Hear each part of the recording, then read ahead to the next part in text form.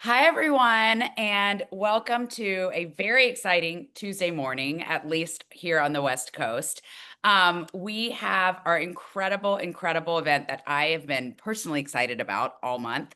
It is all about how you eliminate, or at least decrease to about this much, the gender tax in fundraising. First of all, let me tell you who I am. I'm the least important person on your screen. My name is Sarah Lacey, and I'm relatively new to working with VC Lab and Dessel Group. I have a long history in Silicon Valley, though. I was an investigative journalist for 30 years. I've started several companies. So although I've not raised money as a venture capitalist, I've raised about 20 million or so as a founder, which about 3% of venture capital goes to women. So that is not as hard as raising a fund, but also quite hard. I'm really excited to join Dessel Group recently to help them raise their profile. And in particular, because when I saw the numbers of how many women were starting funds out of their cohorts, that was really the reason I wanted to be part of this company. In the industry, about 17% of fund managers have women GPs. Out of the 800 funds that have been started as part of our programs, 31% have had women as GPs. So I was like, okay, how is this even possible? Because I'm like the most cynical cynic of all cynics about anyone saying, oh, stuff's going to change, right? Because I've like seen it so many times and it doesn't. Not going to name names of organizations who say this. So, part of what I've done in the last month or so of being part of this company is spending a lot of time talking to some of the incredible fund managers. Four of my favorites are here with me today. And their stories were so amazing, not just the incredibly smart tactics they came up with to, in almost every case, outperform the men in their cohorts in terms of raising their funds and closing their funds, but also what they represent in terms of the face of venture capital. And I was sending actually a newsletter to my personal newsletter last night. And what it reminds me of, and forgive the metaphor because I have two teenage girls, but I feel like we're in this new era of music right now with Beyonce and Taylor Swift and Chappell Roan and Sabrina Carpenter. I mean, she's not a favorite in our house, but others like her. And Jessica Rodrigo, and these like power women who are not tearing each other down, who are like lifting each other up. And I saw Cowboy Carter 3 times this summer. And after my partner was like, how on earth can anyone go to a stadium show after the Eras tour and Beyonce? Because the expectations are ridiculous. And the reason, and they're going to see their new music, which who does that in someone's career at that level, right? And the reason is because these women have had to work so much harder to get where they were than the Beatles, than Michael Jackson, than any other man who's ever been in their position. And I feel like with the percentages and numbers that we're seeing with women raising funds, especially when it comes to small, scrappy, nimble, emerging funds, we're going to enter that era of venture capital when it comes to women. We're going to start seeing the Beyoncés and the Taylor Swifts of the next era being formed now. So no pressure, but that's what I'll set you up to be. So with that having been said, I want to introduce our incredible panel, and I'm going to introduce you to the panel that I got to know you in. So I'm going to start with Jessica. She's like, "Oh shit, I did the first interview. This is coming." Jessica, I'll say a favorite tidbit I learned about each of you. My favorite tidbit about you is that you were a intense competitive figure skater, and so you learned discipline and grit, but having to like smile and look graceful on the ice. And that served you well in fundraising. Tell people a little bit more, just like a capsule about your story and what got you here. Hi, everyone. My name is Jess Kamada, based in Seattle. I'm the managing partner of Swizzle Ventures, and we invest in companies that advance women's health and wealth through pivotal life stages. And yes, so very early days in my childhood, I grew up as a competitive figure skater and then moved in the Midwest. And I made it out to San Francisco, got my start being a tech operator. Very long story short is I'm a growth marketer by trade.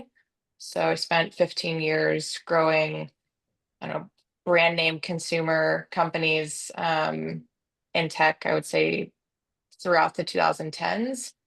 And I built a growth marketing agency that did that. Um, Over 8 years of building that business, I worked with 12 unicorns and five of our clients went public. Um, and at that point, we realized that we were pretty good pickers of clients, at least, picking folks to work with. And so we thought that that would translate well to venture. Started investing off of our balance sheet at the agency. That's how I got started. And then decided to launch my own fund um, after having two children in the pandemic and realizing the living firsthand the gaps that exist for women and living the gaps in funding that there weren't a lot of folks that were funding these types of businesses, and I saw a huge opportunity there. All right, amazing. All right, we're gonna go to Paige next. And one of the things I loved about Paige's story is that she was a founder and then she was just like, okay, well, I'll just do some angel investing. All right, well, I'll just get involved with the syndicate. And then she was like, well, I'll just manage this syndicate. And then she was like, 10 years and 8,000 companies later. And she's like, okay, I guess I'm just a VC. She like gaslit herself into being a VC. So, Paige, introduce yourself and tell us a little bit of your story. That's definitely true. Hi, everybody. I'm Paige Soya, the managing director and general partner of K Street Capital. We're based in Washington, D.C., and we invest in high growth regulated tech markets. So, primarily healthcare, cybersecurity, AI, um, climate, and fintech. Those are sort of our core areas.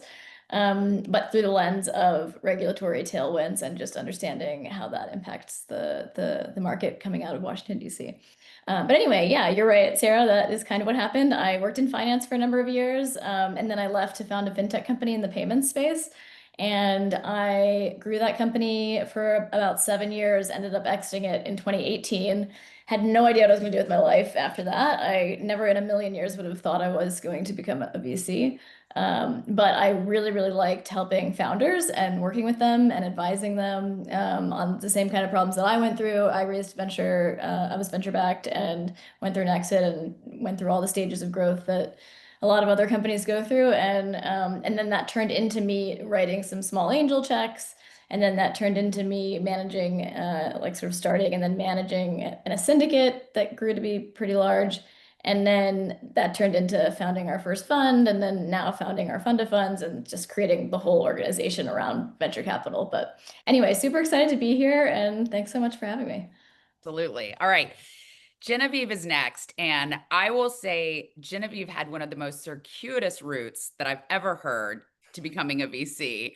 Our conversation, as in my history as a journalist, people usually try to like hide the like hot mess parts of their life when they sit down with me. And Genevieve opened the conversation by saying, I got fired from so many jobs. Tell us a little bit about your story.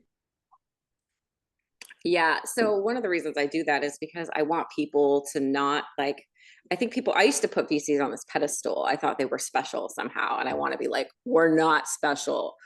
We're just crazy and resilient and like founders. I actually think founders are probably even a little bit more so for sure. But so anyway, I'm Genevieve and I am general partner at Suncoast Ventures. And we're working in healthcare. I am backing digital health, healthcare tech, and medical devices. We're doing like pre-series A seed rounds. I am, the way I like to explain what we do is I'm really interested in the entrepreneurs who are solving $1 billion health problems that are hiding in plain sight.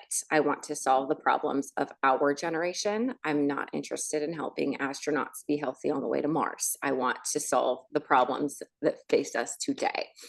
And, you know, it just so happens that those are the problems that health institutions also want to pay for and want to acquire.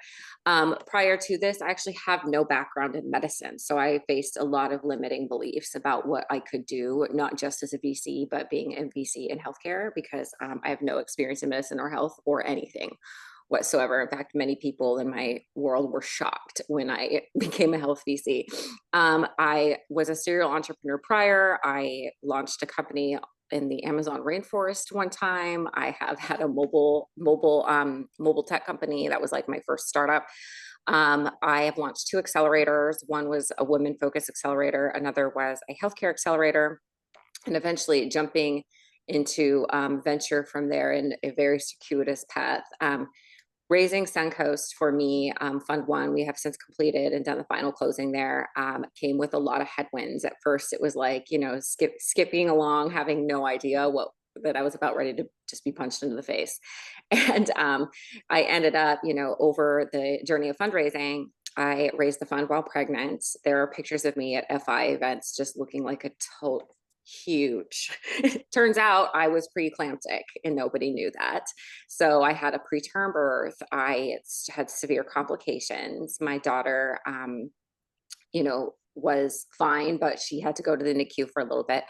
And I had to do the final closing with a newborn in my arms while dealing with very severe postpartum issues, autoimmune problems, all kinds of things.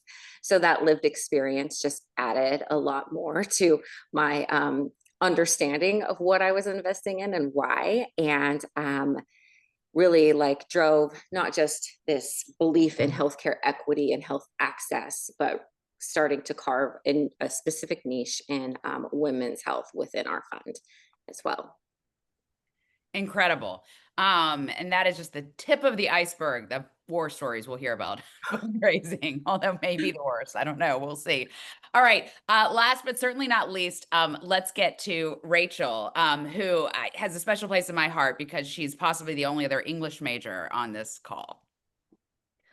Yeah, thanks. And wow, everybody, hard acts to follow, all 3 of you. I was on my way to trying to be an English professor when I accidentally picked up a copy of Wired magazine and thought, actually, the San Francisco tech scene looks like it'll be more fun than academia, which I guess it has been. I got here just in time for the dot-com boom. I got to be the founding employee at an industry analyst company called 451 Research, where we did a ton of writing. We covered every early stage company in the Valley. We sold our research to venture capital firms. I built the software infrastructure practice there. I thought, I'm a girl, I better go down to the hard stuff that's close to the metal and learn everything that I can about that. Turns out software infrastructure is endlessly fascinating, so that was lucky. I covered 1,053 companies as an analyst. 8 of them made it to IPO. I can't imagine better training in early stage pattern recognition. I'm endlessly grateful for that experience. I got to be the first analyst in the world to cover companies like VMware, Cloudera, and Splunk when they were just a handful of engineers working out of garages. On the strength of that, I got recruited into venture, kicked around at a few different firms, was lucky enough to invest in Docker and Aviatrix and launch Darkly and Honeycomb at very early stage. Those companies now collectively worth $7 billion. $6 billion of that value created by technical women. And I was there when Edith and Charity and Sherry were trying to raise the early checks and getting doors slammed in their faces. And that left a lasting impression on me. Cut to a few years ago, I'm running Alchemist Accelerator, supporting all of the great women that come through that program. Shout out to Helen Altschuler at EngFlow, who's going to be another unicorn founder. And I ran into Michelle Yee. Michelle is the interesting one of our partnership.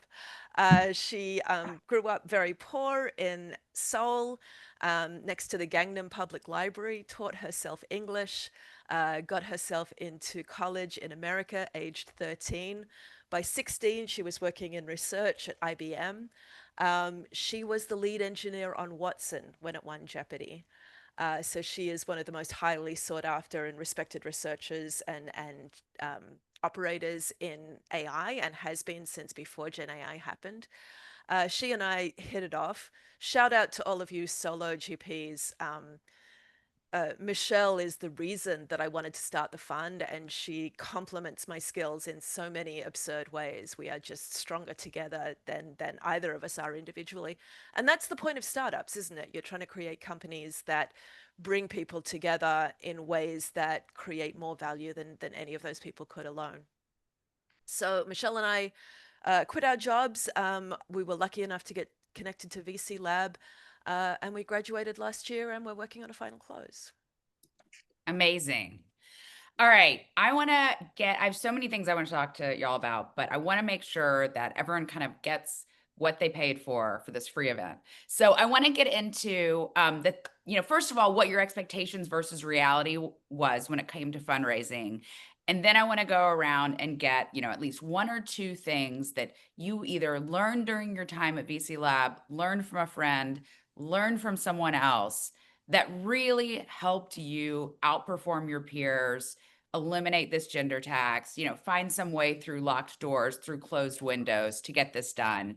And I want to open it up for everyone to jump in. But Rachel, I do want to start with you because of the four of you, you were the only person who told me that fundraising was not the hardest part of your journey. And I think what you told me about this, if you'd be willing to share it with everyone, will really speak to a lot of women who are listening. Can you tell us what the hardest part was for you?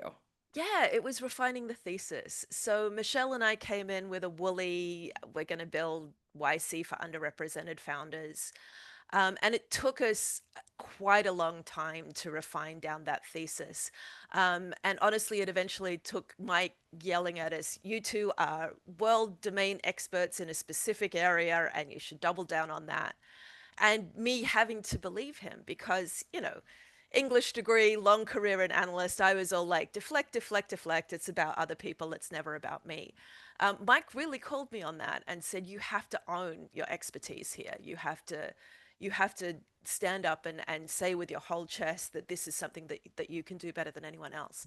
That was really hard. Like once I'd actually made that transition, selling the fund was, obviously enormously difficult, but because I was so aligned at that point, I just went back and called everybody else that I'd worked with in my career and told them I was doing this. And they're like, oh, yeah, that makes sense. Finally, totally. Yeah.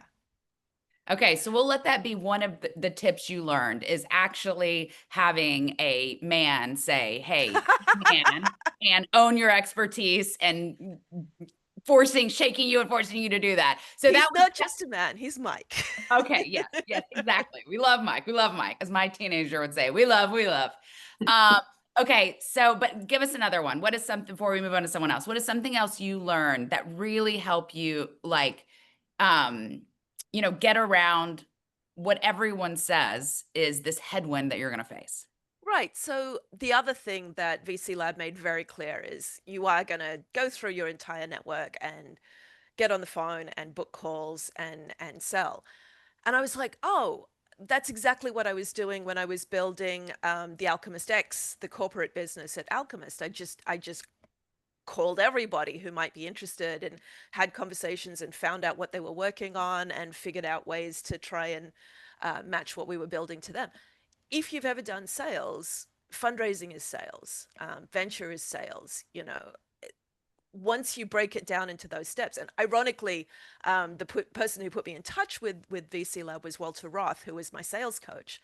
So once I sort of demystified the magical fundraising and simplified it into I'm just finding the people who are looking for this opportunity and I'm giving it to them. That made it much less intimidating and much more of a process. All right, we got to go to Jessica next because you had such a great way of breaking down fundraising as a sales process. And that was kind of a big unlock for you too, right? Mhm. Yep, that was a huge unlock. And I also, so in the agency prior, like I was out of BD for a while, and I think that gave me a great training ground to say, okay, you're also like venture, you're juggling a lot of different um, stakeholders at the same time.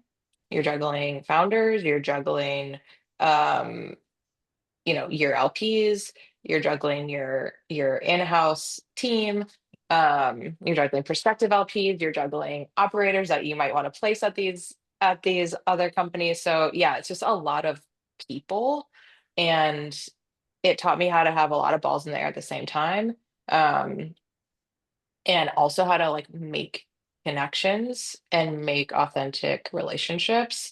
Um, ventures of is a long game, and I treated it like enterprise sales where I'm like, okay, let me like try to build up momentum with smaller checks first. And I kind of had a like wish list in the background of people who I wanted to get in front of. Um, and then I really, like a strategic salesperson, mapped out ways to get to them. Sometimes it was an intro path, sometimes it was literally like me finding a way to be in the same room as that person so I could like organically bump into them and say hi. And that also worked, right? So the biggest take home for me of VC Lab was um the process of it. And I think number one, and Deo said this a lot, is don't waste your time on LPs that are not for you. Um, I don't know about everyone else on this call. I know Genevieve is a mom too, but like I'm a mom of two. I don't have time for that. I don't have time to be like wasting on people who are not, are like maybe gonna be a fit 3 funds from now. Um, and I think really focusing on the LP archetype once I found it. So the first, getting to the first close was a lot of like wading through different waters, testing types of people out, but I was really trying to test and optimize to find who that profile of person was, who was going to be the best fit for this fund. And then once I found it, it was like, boom, let me like rinse and repeat this archetype until I fill out the fund. And that process for me, another thing that I learned on one of these calls going through VC Lab was the the kind of sweet spot was booking 10 to 15 LP calls per week. So that means you're leaving your days open for calls and you're doing all of the emailing and shit. For me, it was being between 5 and 7 a.m.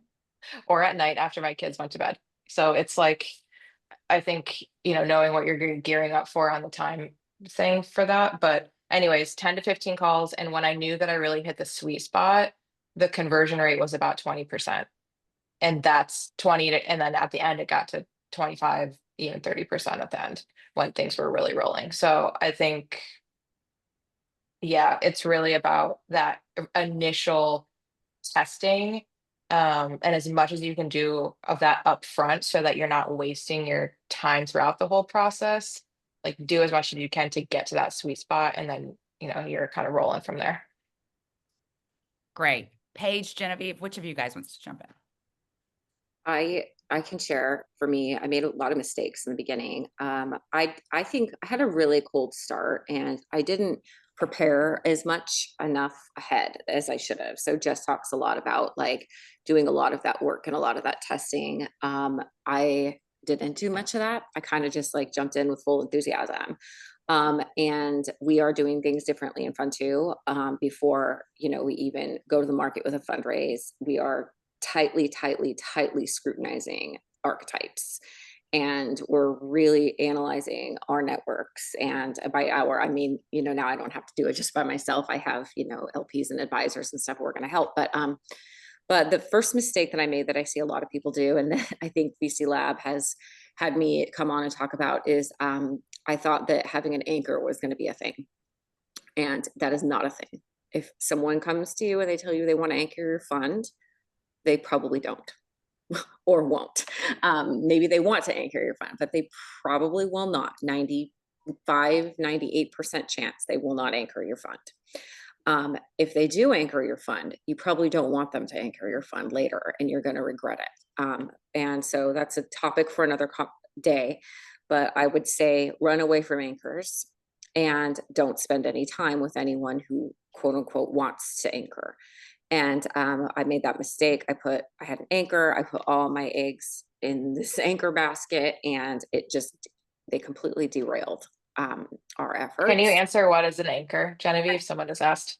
So an anchor is someone who comes in with a large check, but it's not just a large check. It's kind of like an outsized portion. So maybe they want to bring in like 25% of your fund or even higher. And to do that, they want to have some certain amounts of controls. Even just the 25% of your fund or higher, even just the large check size is a problem. But you often have to have a lot of meetings with them. You're going to have to co-develop a lot of aspects of your strategy and your fund. You're going to build things out kind of for them in some ways. So yeah, but even if you're not, even if they're like just, it seems perfect and they're just going to write you some huge check, it's still a red flag. So, due to the anchor, as well as just me being overly optimistic, I set an initial fund size that was too large. I think part of that also was just like the residual boom of the 2021, 2020 craze, and the other thing is I believed I tend to have rosy colored glasses. My first venture partner, I hired someone, I jokingly call him a wet blanket because I just need that, because I immediately just kind of tend to think that everything is great and everyone is great. And I need to temper that. So I believed a lot of people at face value for what they could do and what they could contribute. And what is actually true about that is VC is not for everybody. And a lot of people are going to get really excited because they're going to think they want to be part of a VC fund. And there's going to be a lot of enthusiasm, and but they're not right. So you got to really tailor your process for how you get to know people and onboard team. I mean, be so measured and slow with how you get to know people and all of that. And then like just too much time chasing LPs that were lukewarm or that just wanted to like hang out with me, like wanted to take meetings and get coffee or whatever, but didn't want to weren't going to invest. And when the rubber met the road, they kind of disappeared. And I wasted a lot of time and a lot of effort and a lot of resources with those people.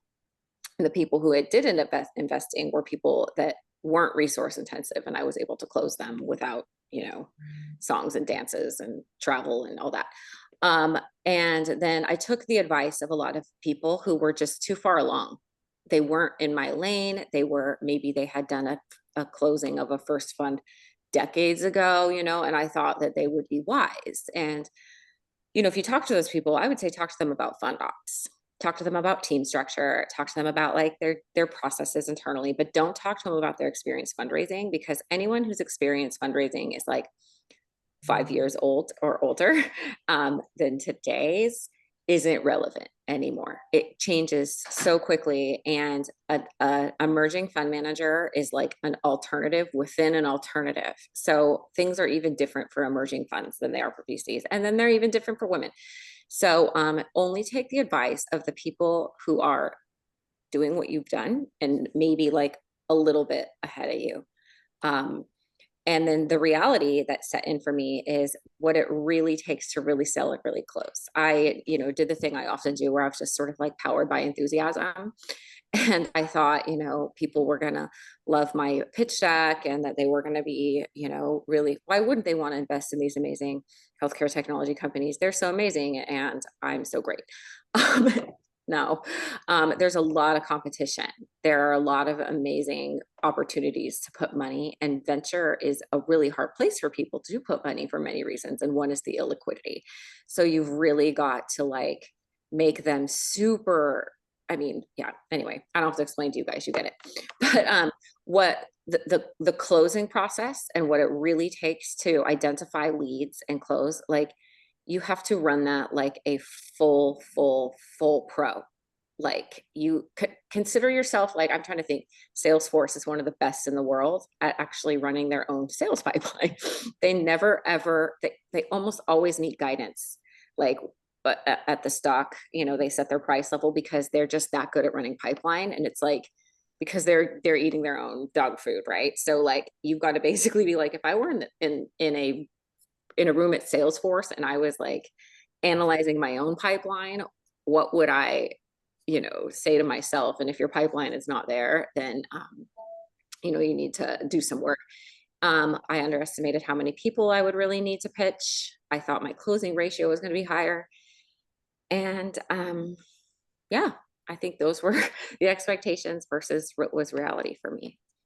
All right, Paige, give us some thoughts on your experience and some of the things that you learned. I mean, you learned one thing, which is do your homework, because you thought one homework assignment was bullshit and it wound up being a huge unlock for you. Yes, that's a good reminder. And just going last, hearing all of you guys, it reminded me of so many other tidbits. There's like so many good Hopefully it things. wasn't too much PTSD. It was a lot of PTSD, I'm not gonna lie to you. But what you're talking about right now is, yeah, I did VC Lab. Part of when I decided I was gonna found the fund, I made a whole plan around it, and I planned around it like very, very specifically. Like, I'm gonna do this quarter, this next quarter, I'm gonna do a first close at this time, et cetera, et cetera. And I really stuck to it. And doing VC Lab was part of that process for me because I was a first-time manager, and I did want to get a sense of like, even though I had worked in finance and worked with funds before, I had never started a venture capital fund by myself as a GP. So I wanted to understand that better and just get some guidance. And one of the homework assignments was to find a way to expand your network more than you already have. And in my mind, I was like, no way, my network's already huge. I do not need more people reaching out to me. I've got enough stuff going on in my world investing. I don't need more people.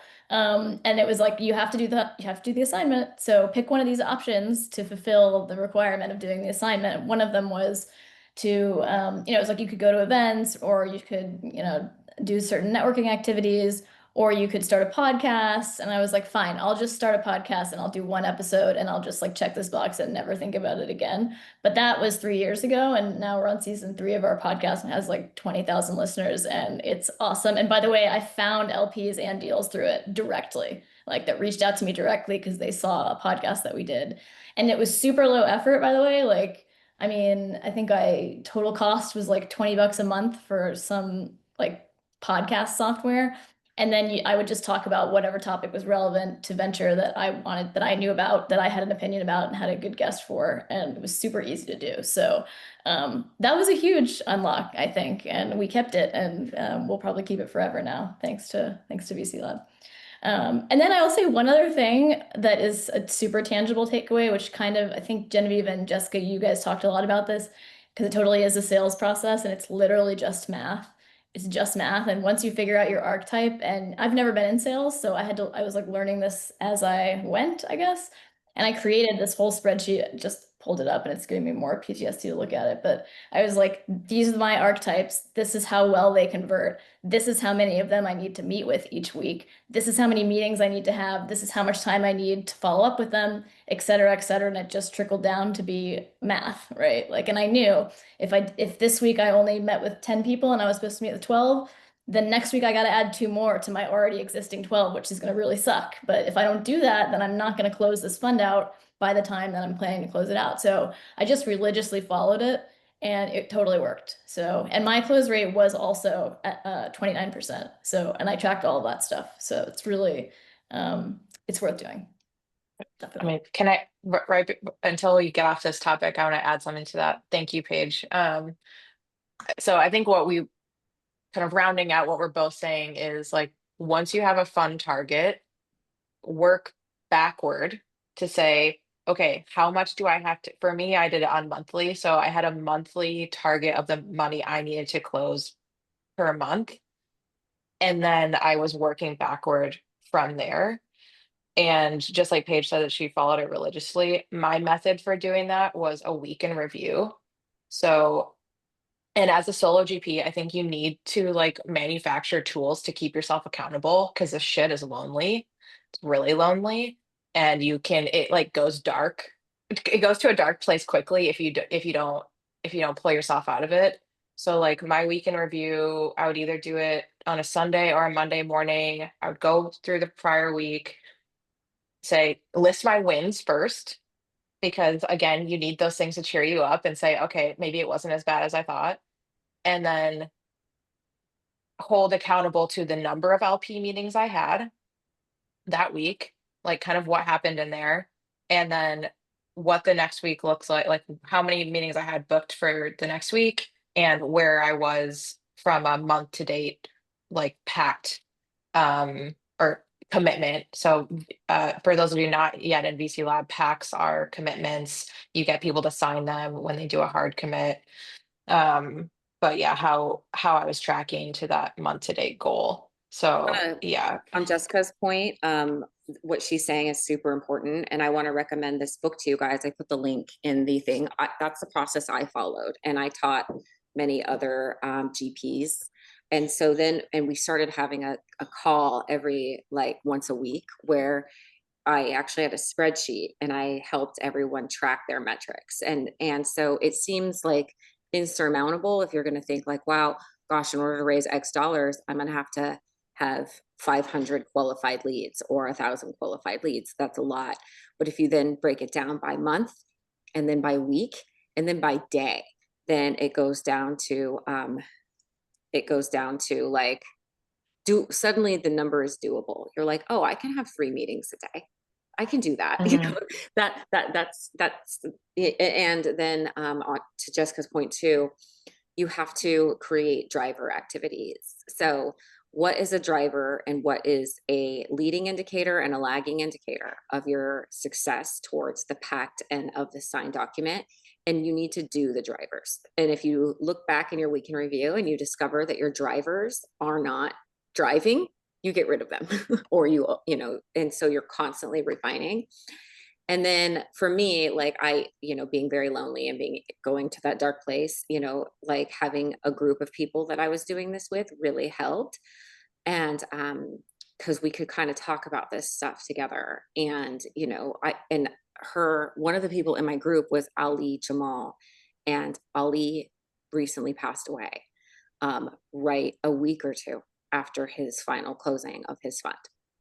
And so I want to just say how important it is to make sure that you have this accountability group of not people, just people to motivate you. Because I think people like us don't really need people to motivate us sometimes. We need people to kind of help us like learn maybe to take a step back and like take a walk or, take care of ourselves, because Ali was very stressed and I don't think he was taking as good care of himself as he could have been from from the things he told me. So yeah, that is extremely important, and I wanted to share that because it's like, and I put the book link in the chat. Thank you for One calling thing I that wanted out. to, sorry, Rachel, go ahead. I just want to really underline that the key to creating a sustainable venture firm is stay alive. Number one, this is really important. I think we're all super mission driven. I think we're all super type A and ambitious. But life is more important. The kids are more important. You've got to find a way to do all of this work and have a meaningful life at the same time. Yeah. And I want to ask everyone real quickly, and then we're probably gonna have to go to questions from the audience before too long. But you're all talking about the sales process and you're making it sound really doable and really achievable, which is great and inspiring given it's very hard. But what did you do for self-care in those dark moments? I mean, is there something nice that you did for yourself at the end of like, because, I've been a entrepreneur raising money, and there's just times where you're like, I cannot get on another call, go to another meeting and smile and pretend to be nice to another stupid investor, to another stupid VC. And I don't know, maybe LPs aren't as stupid as VCs. No offense to y'all are not male VCs, you know what I mean? So like, what were the self-care things you did? What were things you did that were nice to yourself? How did you keep yourself from letting it reflect on you personally? I think it's not someone on this call, but one of the people I talked to said that it helps to think of it like people aren't really saying no to me. This is just not a product they're ready for at this moment. What we're, managing your own psychology, I've found in my time in Silicon Valley, it's really one of the things that separates successful founders from unsuccessful founders. And I imagine it's the same with emerging VCs, because you guys are really all just as much founders as founders. Yeah, I'll do a VC lab plug here. One thing that Mike used to like pound into my head that when I like really needed to hear it is he would say, "You are the prize," and like, do not forget that. I mean, even at, Paige said she was almost 30% conversion rate. I was up there too. That means 70% of the time we were we were saying like people said fuck off basically. So it's like 30% we're saying is very high. And the majority of time you're getting, you're getting denied. So um yeah, for me, like I did a lot of things that kept me confident, like kept my confidence up. So for me, I feel most powerful when I'm lifting heavy shit. So it was like very important for me to have my workout time in the morning. Um, and then before like really big LP meetings, I would like do a power pose. Like I don't know if you guys watched. Um, uh Amy what is it, Cuddy. Ted Lasso, Yeah. Oh, Ted Lasso, and the CEO there, she like does this specific thing, and I started doing it and I was like, okay, this is kind of helping. But anything that you need to do to like get into the mindset, to bring full energy to the meeting, that's what it takes, because people want to invest in people that are exciting, people that are like genuine, and they're bringing it. So that was helpful. On the self-care side, I think this, I don't want to open a can with this statement, but it's it's very important to have a partner who is like fully supported and invested in what you are doing if you're a parent and if you are a partnered person.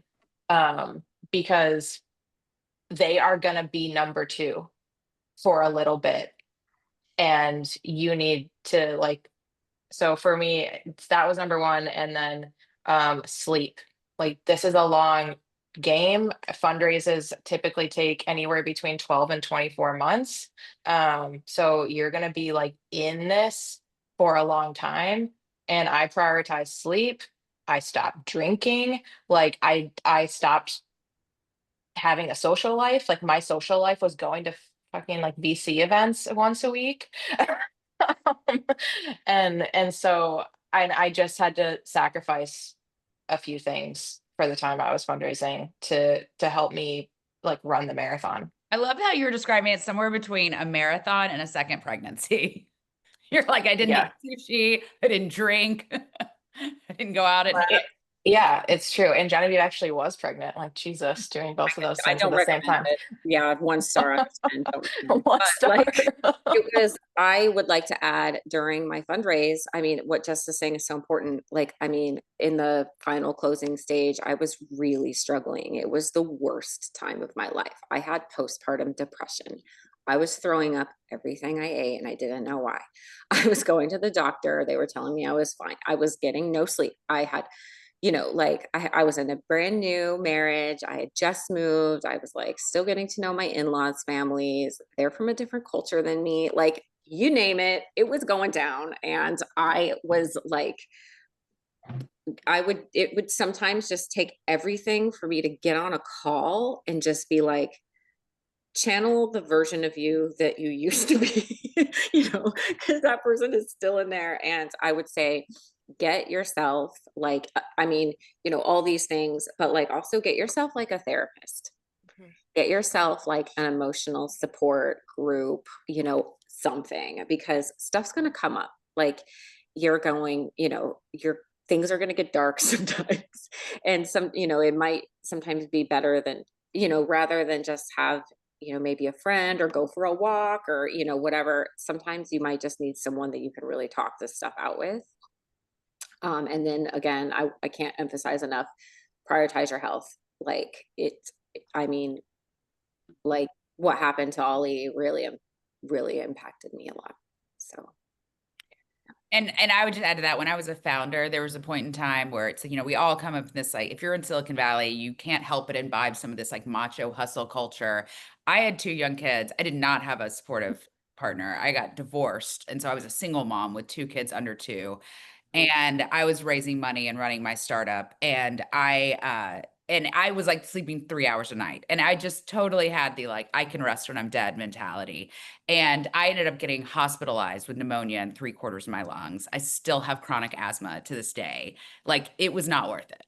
Like whatever you think you're going to do in the short term. And I think one reason we do it is because it's something we can control. And sometimes when you're in that situation where you're hearing no's, you want to feel like, well, I'm going to look back and say I did everything. And it's this stupid macho thing. And it's like, we can win a different way. We don't have to fall into this stupid macho bullshit. And like, I think what y'all are describing with like spreadsheets and math, and I'll do 3 meetings, like that's the way we can win. That's a better way to win. All right. We have like 8 billion questions in the chat and we have like 13 minutes. So I'm going to try to weed out questions I think we've answered. And I apologize. We will obviously have to do another event because there's way too much to talk about. Okay, so I think we've answered the topic on how much of the success was related to selling yourself and your career path. You're the prize. Jessica already addressed that. I want to get to Virginia's question, which is I live in a rural area 3 hours from an airport. I'm interested in helping unlock capital from rural LPs and for rural based companies.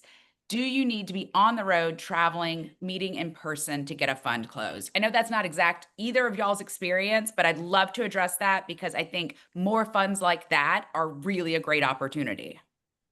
I Can mean, I take that one real quick? I was in Portland, Oregon, and so I won't say it's rural, but it is not a hotbed for LPs and stuff. I would say it's not a venture hotbed. And I do think you do have to travel because people are going to want to meet you in person. And being in a metro area, you can go get coffee or something. But if you're not, I think you need to kind of show up in the flesh. so that's funny. I'll say the total opposite worked for me. I raised almost my entire fund on Zoom calls and was like crazy about it because I was like, I only have 30 minutes for a first time call and I'm not giving anyone a second time call unless it's really serious. So I did all of the first calls on Zoom and I thought that they would all go to a second call and I'd have to meet them in person. And like 90% of them were like, nope, I'm good. That's all I need. I'm signing off. Never met me face to face when they Were they people you'd met before or no? Not always. Yeah, I would say half, but And, still same conversion on both sides. Yeah. and I think And what that speaks to is know your strengths. Know if you're someone who's good in that. Know if you're someone who's like really someone who thrives on like an in-person connection. And I would say if you are on the road, stack meetings because there's a lot of LPs who will blow you off. And you don't want to take time, you don't want to invest the money and then go there and like it's not worth it, right? Yeah. Yep. One thing that did work for me. So I'm in Seattle. It's a good market. It's not a great market. I would say so 70, and I didn't really talk about this at the beginning, but at the beginning of this, I had no LP network. So I had to build this plane while flying it. And oh fuck, I just lost my thought. Sorry. I was gonna say 73% of my LPs, or something like 75%, I did not know before I started this thing. And most of them I met via Zoom. There are still, I would say, I haven't done the math on this, but a good amount, maybe like 40% of my LPs I have not met yet in person. And this is Um, the thing. In doing these interviews, every single person said the type of person they raised from was different. I talked to someone who said most of the people she ended up bringing in and they had never invested in the asset class before. So Virginia, that might be your experience in a rural area. You may have to do more sort of like teaching and evangelizing the asset yeah. class. And so I think it's really about focusing on that sales funnel and getting it to that like 20% conversion, and you'll know if the process is working. Yep. And one other thing on traveling, if you are gonna do trips, I think I averaged about one trip a month or one trip every 6 weeks or so. That's what I could like negotiate with my husband to be on the road for.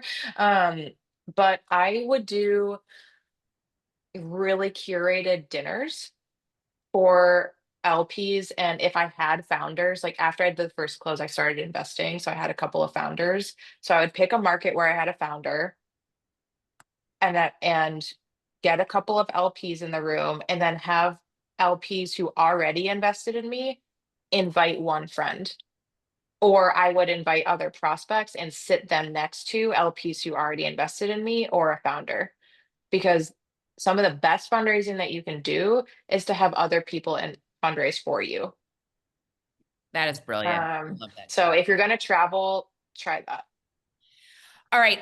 Really quickly, Genevieve, someone who just graduated from VC Lab, Luba, I hope I'm saying your name correctly, said, gets the thing on anchors, but says a lot of people are asking, why don't you have an anchor? How would you answer that? I think they don't know how VC works. I think they're just asking you that because they're asking you that because like it's kind of like when a seed fund comes along and they're like, we have an anchor, or not a seed fund, I'm sorry, like a pre-seed stage company. It's like they don't need an anchor. Like just raise some capital on a safe note and call it good. You know, like people, Yeah. you don't I, need. I think that I think there is a level of fund that it makes like you kind of need one from a dollar perspective. Yeah, But if you're raising 5 million, you certainly don't need one. no. I don't even think 10. Like, and I even think like I don't know. I don't know what the level of fund would be, but it would be a bigger fund for sure. I think they're just asking you that. Just be like, no, we don't anchors. In fact, here I will say this real quick. I thought when we lost our anchor and I sat in a hotel room waiting for this $10 million wire to show up that never came, that it was the end of the world. And it really kind of was for a moment. We dropped the fund size and it was the best thing I ever did. That turned out that our LP base became our competitive advantage, and all the small checks from all of the individual investors, these people really became it's like one of the best parts of the fund. So everyone was saying, oh, you don't want to have this whole list of LPs, it's so annoying to have all these LPs. Whatever, you're going to have a couple who are, hard, but for me it was the best thing, and it continues to be the best thing. So Want to really expand on that and like tie it back to the question that the whole webinar is about. How do we eliminate the gender tax? We've got to turn our weaknesses into our strengths. We've got to turn our failures into our wisdom that we're able to communicate. We don't have the structural advantages that male emerging managers have, but we have a whole bunch of other stuff that they don't have. And I think the real secret to success in VC Lab is literally identifying what you uniquely bring to the table. As investors, we know we're looking for really strong founder market fit. We need to find it in ourselves as well. There are LPs out there who are looking for a manager exactly like you. You've just got to figure out who they are and how to connect with them. snaps for that.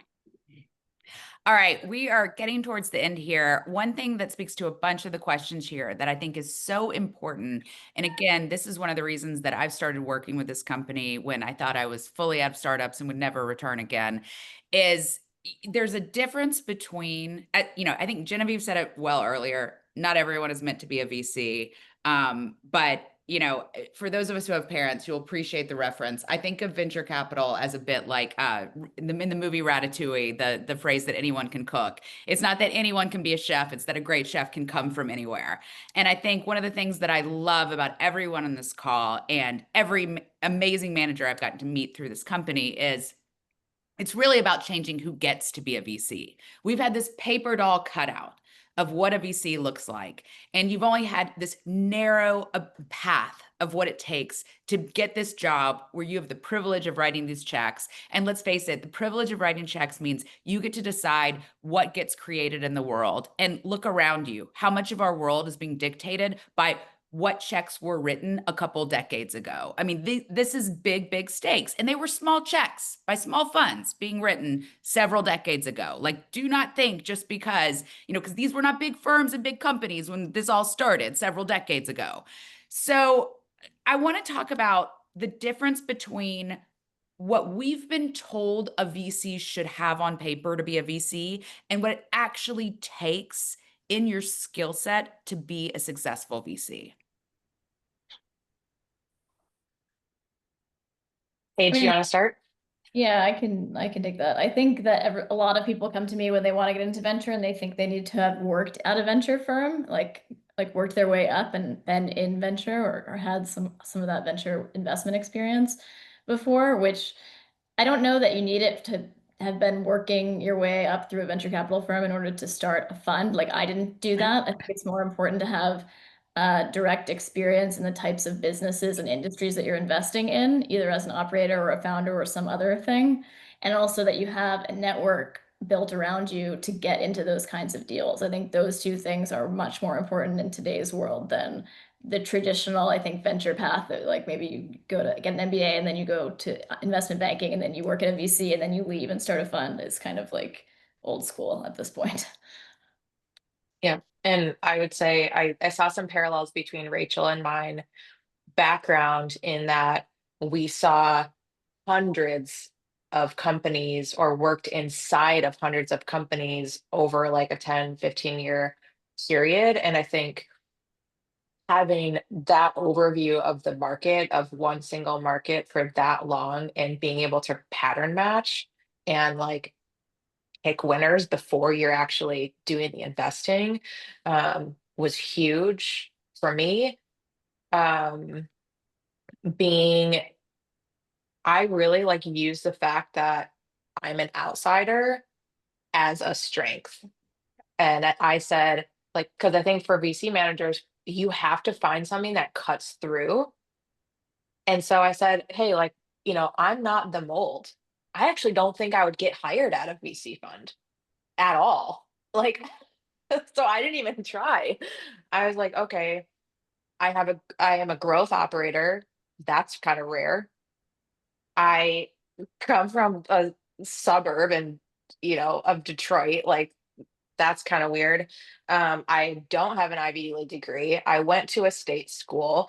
Like, I think there's so much there that I said I can't try to compete with the people that have those kind of accolades. So I'm just gonna do a hard 90-degree switch here and highlight the things that make me different, because that's how people remember you. All right, we've got 1 minute. Who wants to jump in? The way I'm starting to think about it is old school venture is like fossil fuels. It's easy to monopolize because it's dense. New venture, what we're all doing is more like solar power. It's going to be way more efficient. It's going to be way more widely distributed. It's going to be available to way more people. And honestly, I believe it's way less damaging. All right, Genevieve, we're going to let you have the last word. That'd be so unfair if I just cut it off. It's she who has the deals makes the rules, not she who has the gold. So before you're deploying capital, work your deal flow pipeline like it is already your job, and pay attention to which deals are getting funded, and ask yourself, why don't I know that founder, and why wasn't I invited to be a part of that deal? And once you start getting into proprietary deals, oversubscribed deals, all those things like that, you'll know you're getting there. Not all deal flow is created the same. She who has the deals makes the rules. Gold. And that's something you can do today, right, Genevieve? You were telling me like you started on that 10 years before you started raising your fund. Yep. All right. Unfortunately, it's 9 o'clock. I was at a mini golf course with my teen the other day, and there was a question of the day, and it said, would you rather have a rewind button in your life or a pause button in your life? And almost everyone said rewind, and I was like, y'all have sad lives. I'm a looking forward person. But I said pause button because I've had so many moments in my life that I wanted to just sit and revel, and this is one of them. Unfortunately, that was a poll of the day and not reality, and we will have to end this. I'm so glad it's being recorded. I pray it actually recorded, unlike my interview with Rachel the other day where we had a Zoom fail and it didn't record. This is incredible. We'll have to do another one. Thank you all so much for taking an hour out of your time, because I know it is precious, precious time, particularly those of you who have children or those of you who just like to spend your hours not investing in deals sleeping. For everyone else who wants to learn more about the journey that all of these incredible badasses went through, you can go to govclab.com and learn more about the programming. And we will see you at our next event. Thanks, everyone. Thanks, Thanks, Sarah. guys. Thanks, Sarah. Thanks all.